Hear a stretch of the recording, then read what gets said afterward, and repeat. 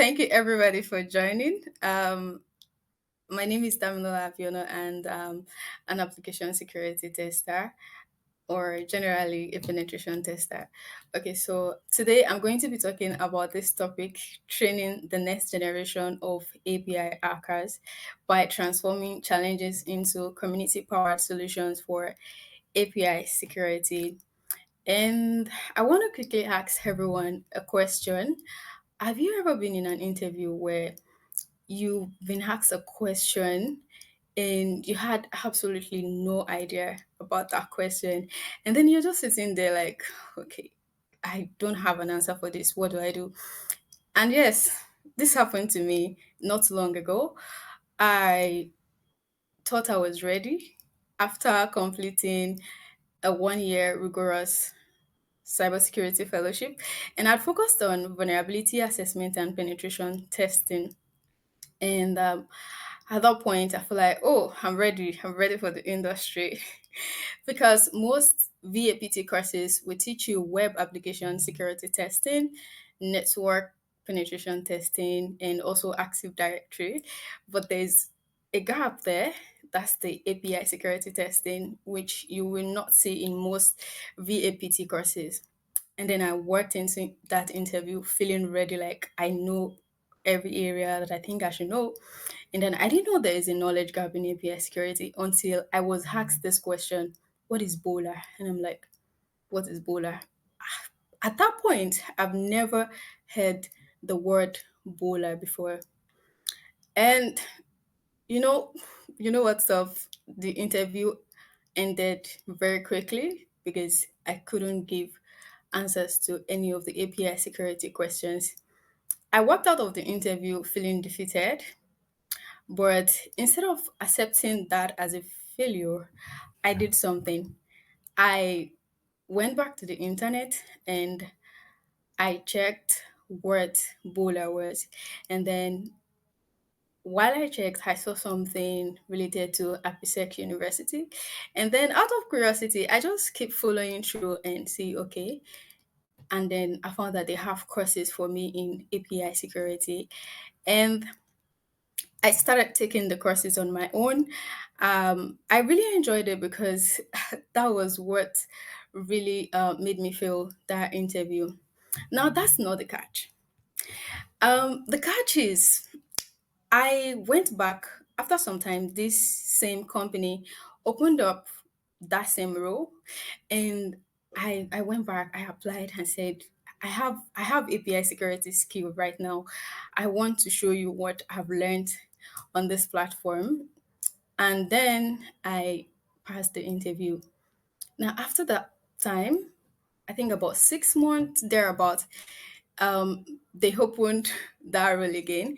And then I know a lot of people from my community who applied, although I wasn't part of the recruitment team, but I got feedback that 9 girls failed from my community. And it's really dawned on me that these people are actually talented. They know what they're doing. They're very good with their skills. It is just a knowledge gap problem. And API is everywhere, but because of the traditional vulnerability assessment and penetration testing courses, a lot of talents are being blocked out from reasonable jobs. So I say that this is not just an individual problem, it's a significant gap in the broader cybersecurity talent pipeline. So it's literally became clear that something needed to be done to address this industry challenge, the knowledge gap in API security. And that is where I got the vision to train people in my community who are ready to learn API security. So I reached out to the founder of my community that I would like to volunteer to train people in API security with what I have learned from APIsec. And this is where the journey began. We decided to build a transformative 12-week API security course. And this time, it didn't happen the way I learned because when I started working with APIs, I realized there are some prerequisites that needed to be taught before jumping into the 12 hours course. So we built like a structured curriculum, starting from the API security fundamentals, the authentication mechanism, OWASP API top 10 and beyond. And then the phase two, we engaged in exercises where we worked on gateways, PCI compliance. We also even worked on the um, electric cars and all of that, the securing interconnected systems course on APIsec University. And then we proceeded to the advanced penetration testing course. And this structured approach empowered a lot of beginners and also help them gain practical skills weekly. And they also have like people to talk to while they are facing challenges, unlike me who learned alone. Now, while we were trying to gather people together, we didn't get people from offensive security background at that point. It's just people from random backgrounds in cybersecurity, which was not the initial plan. But then we brought them in, and at first it was difficult for them. But later on, along the line, I think week 10, beginners started finding real vulnerabilities. So there's a vulnerable bank application that we used as a project to learn and also like prove whatever we've learned on APIsec University or whatever that has been trained based on the curriculum, they can replicate it on real applications. And I also encourage students to post whatever they've learned on LinkedIn or any social media platform. So one of these students find this vulnerability where the owner of the vulnerable bank made this comment saying, I really like that you notice improper API inventory and asset management, leaving a vulnerable API version exposed to the public even after remediating the issue in another version. So, for people that are actually familiar with improper asset inventory in API top 10, a vulnerability might be patched in a version, and then if the other version is still out there, then it's a problem because attackers could exploit that. So one of our students was able to find this vulnerability in a real application. Then we also have one of the students exploits BOPLA in that same application. I know that we've heard a lot about BOLA all the time. So today I decided to do a demo of how this student find this vulnerability. So I'll be sharing my screen really quickly on how this student find this vulnerability. Then we'll continue from there. Thank you. All right. So we have this vulnerable bank where we have different tabs to do money transfer loan. And by the way, this application was built by a senior application security tester, Almir Badmos, who built this vulnerable banking application for you to practice your knowledge for all the courses or whatever knowledge you have in API security. So during one of our classes, after taking the API, I think the PCI compliance course in API security, and my student, I told them to work on this virtual card part of the application. And then what you can do with this application, you can come here and create a new card, and you can enter your card limit, let's say 2000, and then you could leave it as standard. We have premium, but you could leave it as standard. Let's try and use this card. Please note that this card is ending with 9959. So let's try to use this card to make purchase. We can see the balance is currently zero. We can see a lot of tab here to freeze the details. There's history, there's update limit, but there's nothing, there's no tab to update our balance. So let's see if we can actually purchase anything with this card with our zero balance. We have the city water, and then I'm just going to put 200, and then I'm going to click on my virtual card. because we have different cards. So we'll be selecting the one with zero balance, and then we'll click on pay now. And as you can see, nothing is happening because we do not have any money on this card. So let's try something. Since there is no tab to update balance, so what we're going to do is to see if we can actually update limit and see what is happening in the back end. So I'm going to like update here, and then I'll go to my BOPSU to see what is happening. I'm currently intercepting from here. So I want to update my limit from 2000 to 3000, and then I'm going to click on this, and then let's check what is happening in our HTTP history. And then you can see that we have the $3,000 card limit update. But there is something I want us to note here. In the real world, what should happen is I should see this card update successfully.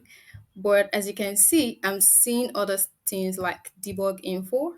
I have card details. I have the card limit. I have the card type. And then what we were looking for, the balance. I have a current balance.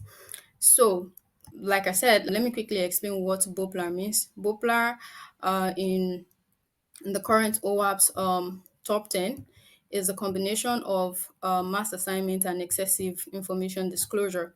So with what we have here, all we need is this message to say to confirm that our limit has been updated. But then we're having excessive info disclosure here because we do not need all of this at this point. We just need to confirm that our card is updated. But with this, we're seeing some things from this response that we literally do not need from this endpoint. So in order to do our master assignment, I'm going to copy this. So we already have the first part, which is excessive information disclosure. And I'll go back to the browser here. And I'm also going to intercept my traffic. So I'm going to put this side by side now. Okay, so I'm going to come back to this card with zero balance and click on update limit. And then I'll just increase it to 4. And then I'll come here to the request, and I'm going to see if I can add another string here and see how the application is going to react to it, which is my mass assignment, like updating the actual request with a string that wasn't normally there from the initial request. So I'm just going to paste this here, going to remove this, and then I'm going to edit this and make it 10,000. And then I'm going to forward this request, going to forward it again. And as you can see, we now have a balance of $10,000, and we've just exploited BOPLA. So going to turn off my intercept, and then I'm going to enlarge the screen and try to make purchase or pay bill with this card that end with 9959. So I'm going to come here. Remember, for the first time, we didn't have the opportunity to buy or pay bill with this card. So I'm going to try and pay bill with my virtual card, which is the one we've just manipulated. And while we're able to pay a $400 bill. And this is how my student was able to exploit the BOPLA vulnerability in this vulnerable bank application. So let's quickly go back to the slide. Okay. I've just done the demo. So now I'm going to talk about the methodology. I think I'd already talked about it, but I want to talk about what led to the program success. First of all, we have a community and where we'll have people who do not have a background in API security coming together to learn together. So for people that have done API security courses, they will know that oh, there are a lot of tools that you need to install. There are a lot of things you've not seen before that you're going to see. So when you're in a community, you have people that can help you. You know, there's somebody that has gone through the same problem, and I myself, who has gone through the course myself, could also contribute when they have certain issues. Then another thing is we have a structured weekly learning. So would normally give the course that you're supposed to do in a week, and then weekends will come together and ask questions, solve problems together, you know, and then with that we build progression, we build confidence, we send out survey links to see how they're faring, how was the class and all of that. And you know the problem with cybersecurity is there are a lot of content, and if you don't have a structured learning, you just get lost in going from one course to another. And focusing on just APIsec course really help this current student. And another thing that happened in our training is the hands-on practice. We did a lot of practicals. Apart from this vulnerable bank, we had other applications that we used depending on the course that we were training for. So this powerful combination proved instrumental in unlocking talent because, like I said from the beginning, these guys do not even have offensive security background, which was the actual plan. Now, in order to unlock hidden talent globally, because for us it was like these young women that became vulnerability hunters in API security were hidden talents because it's something they never thought they could do too. Because it's now become a realization that API security is for everybody. It's not just for people in offensive security. The lesson learned is impact does not require massive funding. Effective program can be built with resourcefulness and dedication. And then practical learning trumps theory. I mean, if you are working with happy set courses, you know that you need a lot of practical and hands-on skills. I mean, that is what is being trained on APIsec University. And then we also have structure, like I said before. And this also revealed that talent is universal, but opportunity often is not. And by providing the right environment, we can empower individuals worldwide. Now, the next thing for me and for us in the community is we already announced core two of this API security education. We'll still be focusing on APIsec University courses, and then the success of this program has like literally led to the core that I sent. So because the court will not be taking everybody. So I decided to come up with a public initiative, which I'll be launching soon called Hacking APIs with Dami. It's going to be a platform where you can post about your learning on anything related to API security, especially APIsec University. And thanks to Dan Barra Honor, Dan has given me some vouchers that I can give to people who are really serious with learning. So we have unlimited ACP certification. We have 10 CASAs, we have 4 ASCP.